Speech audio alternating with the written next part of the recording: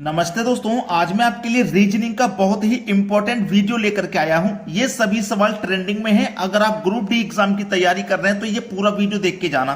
चलिए स्टार्ट करेंगे। पहला सवाल, दी गई आकृति में कितने वर्ग हैं। अब इस आकृति में आपको बताना है कितने वर्ग होंगे। तो सीधा सीधा जोड़िए। पहले सबसे पहले तो मैं आपको बता दूं, जिसकी चारों भुजाएं बराबर होती हैं वही वर्ग होता है। चारों भुजाएं बराबर।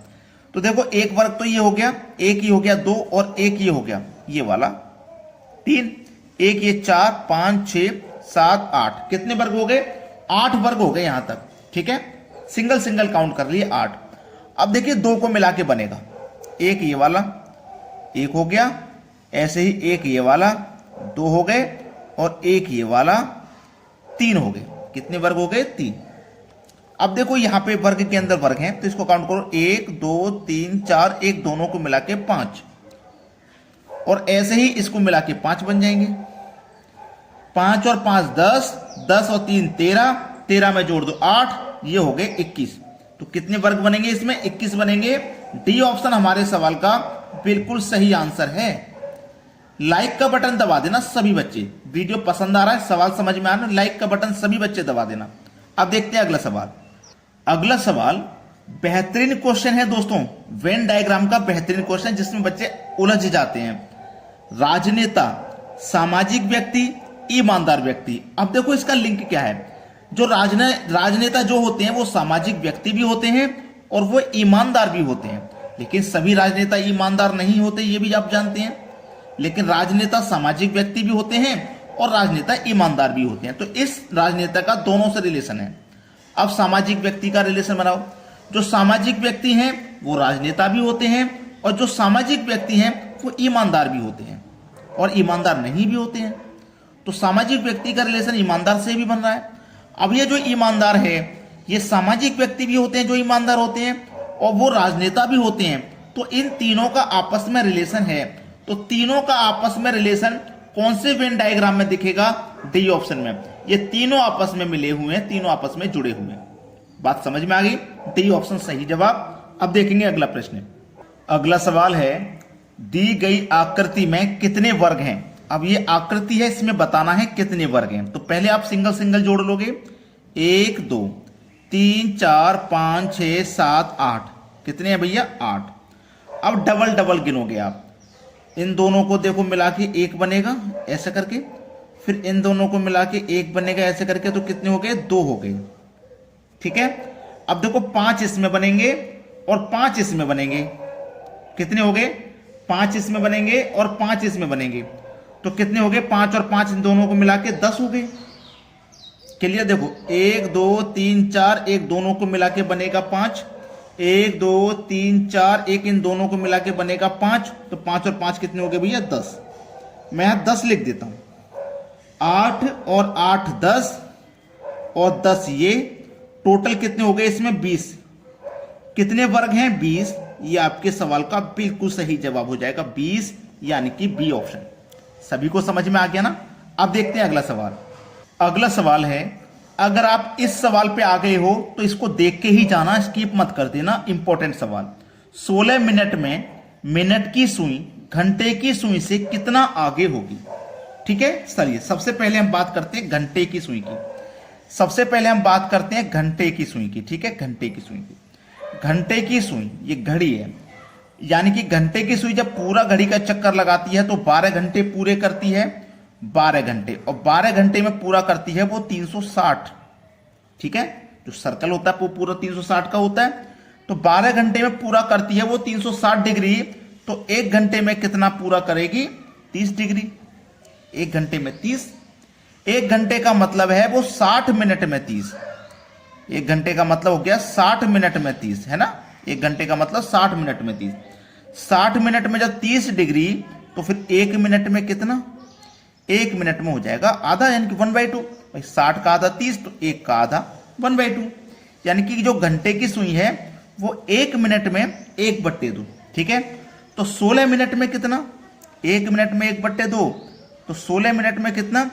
1 का आधा, तो 16 का आधा 8 डिग्री। ये तो हो गई घंटे की सुई की बात। चलिए अब बात करते हैं मिनट की सुई की। ठीक है, मिनट की सुई।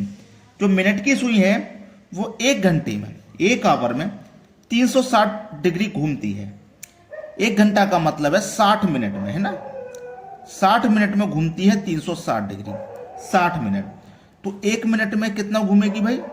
1 मिनट में 360 बटे में 60, 0 से 0, 6 6 36, यानी कि वो 1 मिनट में 6 डिग्री का कोण बनाएगी। 1 मिनट में, 1 मिनट में 6 डिग्री, तो 16 मिनट में कितना भाई? 16 मिनट में कितना?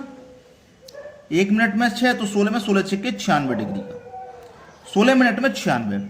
अब क्या पूछा उसने पूछा मिनट की सुई घंटे की सुई से कितना आगे होगी? भाई दोनों का अंतर ही तो कर देना। इसका 16 मिनट का 96 है, इसका 16 मिनट का 8, दोनों का अंतर ही तो कर देना। तो 96 और 8 का अंतर करोगे तो सही जवाब आ जाएगा 88 डिग्री। सी ऑप्शन आपके सवाल का बिल्कुल सही जवाब है, और ये जानकारी भी आपको बहुत काम आएगी एग्जाम के टाइम। ठीक है, चलिए अब देखते हैं अगला सवाल। अगला प्रश्न है, यदि एक घड़ी में दोनों सुइयां 3 मिनट की दूरी पर हैं तो उनके बीच का कोण बनेगा। कोण क्या होगा? 3 डिग्री, 18 डिग्री, 24 डिग्री, 60 डिग्री। अच्छा सवाल है भाई। देखो 1 मिनट में 6 डिग्री का जब कोण बनता है तो 3 मिनट में कितना बनेगा भाई? 3 मिनट में 3 6 18 डिग्री का कोण बनेगा। सवाल खत्म। बी ऑप्शन में दिया गया है सही जवाब, इसमें कुछ नहीं करना था भाई। 3 मिनट की दूरी पर है तो 3 मिनट का कोण बताना, 6 मिनट की दूरी पर तो 6 मिनट का कोण बता दो। क्लियर है ना बात? चलिए अब देखते हैं अगला सवाल। अगला सवाल सीरीज का मिसिंग नंबर का सवाल है। ये मिसिंग नंबर वाली जगह पे, क्वेश्चन मार्क वाली जगह पे क्या आएगा ये बताना है। 275, 334, 269, 340, 263, यहाँ क्या आएगा? अगर आप इस सीरीज को ध्यान से देखोगे ना तो ये सीरीज कभी बढ़ रही है, फिर घट रही है, फिर बढ़ रही है, फिर घट रही है, फिर बढ़ रही है, फिर घट रही है, इस तरीके से चल रही है ना। तो आप इसमें क्या कर सकते हो? एक संख्या को छोड़ के रिलेशन बना सकते हो। जैसे 275 से एक संख्या छोड़ेंगे 269 पे पहुंचेंगे। 275 से 269 हो गया, माइनस का 6 हो गया। फिर एक संख्या को छोड़ के आगे बढ़ो, 269 से 263 हो गया, फिर से -6 हो गया। अब इन संख्याओं में रिलेशन बनाओ जो छोटी हुई हैं। 334 से 340 हो गया तो यहां प्लस का 6 हो गया। 340 में भी फिर प्लस का 6 कर दो तो कितना हो जाएगा? 346 हो जाएगा। क्लियर? अब 346 दिया गया है पहले ऑप्शन में, यह सवाल का बिल्कुल सही जवाब है। अब देखेंगे अगला सवाल। अगला सवाल है 12:48 पर घड़ी की दोनों सुइयों के बीच का कोण कितना होगा? देखो यह सवाल एग्जाम में आता है, ये सभी बच्चे जानते हैं। इसको करने का तरीका मैं आपको बता देता हूं। जब भी कभी आपको टाइम दिया जाएगा और एंगल पूछेगा, टाइम दिया जाएगा और एंगल पूछेगा तो आपको क्या करना है? 30 × h minus 11 × m divide by 2 करना है। 30 × h, h का मतलब आवर, आवर कितने? 12, माइनस 11 × m का मतलब मिनट जो कि 48 है, डिवाइड में 2 है। 2 से 48 कट गया 24 बार में। ठीक है, 12 तिया 36 और 1 0 माइनस 24 का और 11 का मल्टीप्लाई करो तो 264। 360 में से 264 को आप माइनस कर दो, कितना आ जाएगा? 96। तो कितना डिग्री का कोण होगा? 96 का। 96 दिया गया है बी ऑप्शन में, यह सवाल का है सही जवाब। अब देखते हैं अगला सवाल। अगला प्रश्न है कौन सी संख्या 2 के विपरीत है? देखो 3 पासे हैं, 2 के विपरीत पूछा है। अब इसमें आपको करना क्या है? कोई भी 2 पासे ऐसे लेने हैं जिसमें संख्याएं समान हो, कॉमन हो। जैसे कि इन दोनों पासों की अगर मैं बात करूं तो इसमें देखो 1 भी है दोनों पासों में और 5 भी है दोनों पासों में। ठीक है, इसमें भी 1, इसमें भी 1, इसमें भी 5, इसमें भी 5। तो हमारे ये 2 पासे कॉमन हो गए जिसमें 2 संख्याएं कॉमन है। ठीक है, तो हमारे पास इधर क्या बचा? 4 और इधर बचा 2। ये दोनों एक दूसरे के विपरीत होंगे, यानी कि 4 का विपरीत 2 होगा और 2 का विपरीत 4। हमसे 2 का विपरीत पूछा है तो 2 का विपरीत हो जाएगा 4। ये सही जवाब है। तो सभी बच्चे वीडियो को लाइक और शेयर करें। ठीक है दोस्तों, धन्यवाद।